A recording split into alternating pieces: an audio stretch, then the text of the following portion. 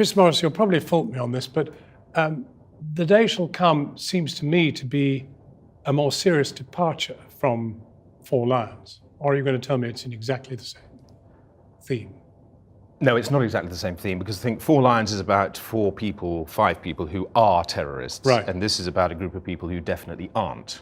So this film sort of comes in under 2 questions, which is 1, who is the biggest recruiter of terrorists in the USA? And 2, what would you do if you were broke, about to lose your house, and someone offered you 100 grand? And that's really, the answer to the first question is, rather surprisingly, the biggest recruiter of terrorists in the States is the FBI. Mm-hmm. And the answer to the second one gives you the clue as to how our story works. Because the FBI have accidentally, it seems, developed a system which works rather well. And the system is, they make up a terrorist plot, they find someone to try and carry it out, and they arrest them for doing that. And then get the kudos for having fought the Great War against terrorism. Well, they get all sorts of things, really. I mean, it's quite complicated, but I guess the essential element of our story is that these people are not terrorists, but the government ends up putting them in jail for very long as if they terms. were. Yes, 25, 30 years. And there's a close to 100% conviction rate in these cases.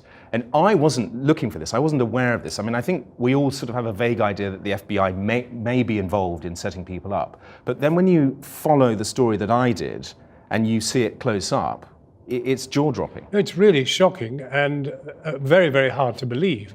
And yet the statistics, once you lay them out, are quite extraordinary. I mean, we're talking about 100 incidents of the FBI doing this, 100 known incidents. More, actually, more. Yes, I mean, I say it's based on 100 true stories. That's Yeah. a sort of notional 100. It's in the right ballpark. It's more likely 300. But 300 times the FBI have managed to pin a crime on essentially innocent people who were just part of some casual grouping, who they trained to be terrorists and then arrested and jailed. yes, if I may take the FBI's side for a second, it sort of works like this. You're freaked out by 9/11. You have to cover yourself because you're implicated in some of the sloppy procedures that led to 9/11. So you talk the threat up. You say there's a sleeper cell in every city, and then you go and find it. Now, you don't know what you're looking for. And classically in the FBI, you talk about other people. You look at brown and black people because they are more likely, you think, to be a problem. And if somebody sticks their head up in one of those communities, then you surround them with false friends, informants, who will offer them money and friendship to try and lure them along a sort of carefully scripted program of self-incrimination, which results in that person going to jail.